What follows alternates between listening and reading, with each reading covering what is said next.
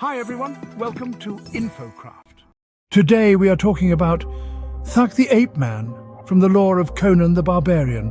Thak the Ape-Man is a classic Hyborian monster. He is an ape-man from the mountains on the fringe of Zamora.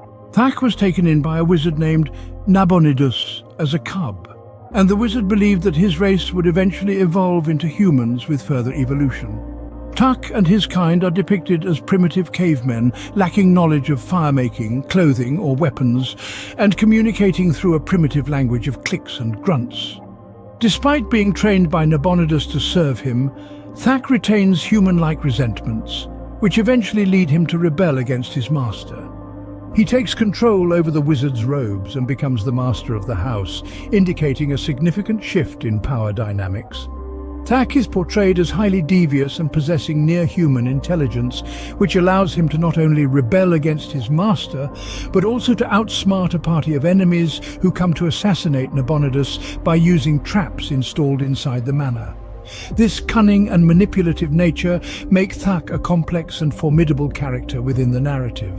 Despite his primitive origins, Thak possesses a complexity that transcends his physical form. Howard imbues him with near-human intelligence and a capacity for cunning and deceit. Thak's relationship with Nabonidus serves as a focal point of intrigue, as the ape-man evolves from a mere servant and pet to a masterful manipulator. His rebellion against his master showcases a defiance born of human-like resentments, marking a significant turning point in the narrative. Thak appears in Rouges in the House, which was the 7th Conan story that Howard sold. It is set in Conan's youth when he was a thief in Zamora. Conan is forced to take a job of invading the home of a wizard, Nabonidus.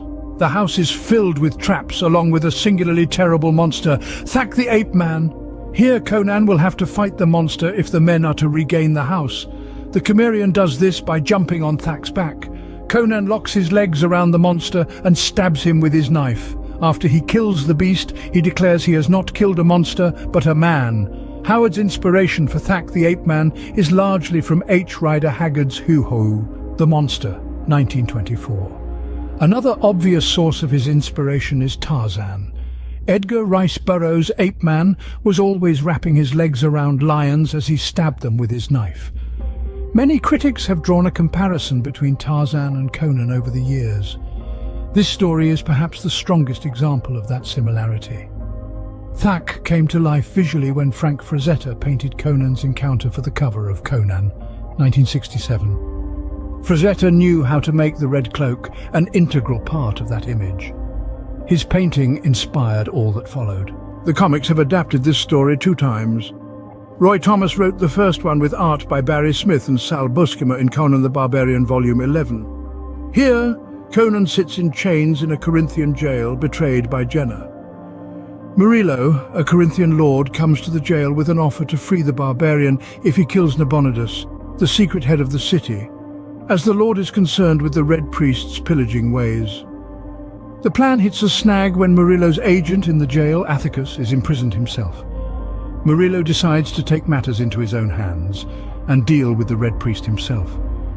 Meanwhile, Conan escapes on his own, seeking vengeance on Jenna. He finds and kills Egon on the way, then throws Jenna off the roof into the steaming garbage in the alley. He then turns his sights on Nabonidus. Conan sneaks onto the priest's grounds, narrowly avoiding trapped sewer tunnels, and encounters Murillo, who has been sneaking through the sewer tunnels himself after confronting Nabonidus and discovering the creature sitting on his throne is a brutish ape monster. Further investigation in the tunnels finds the unconscious body of Nabonidus himself. The priest comes to and explains that the creature Murillo encountered was Thak, an ape-man captured as a cub by Nabonidus to be a servant.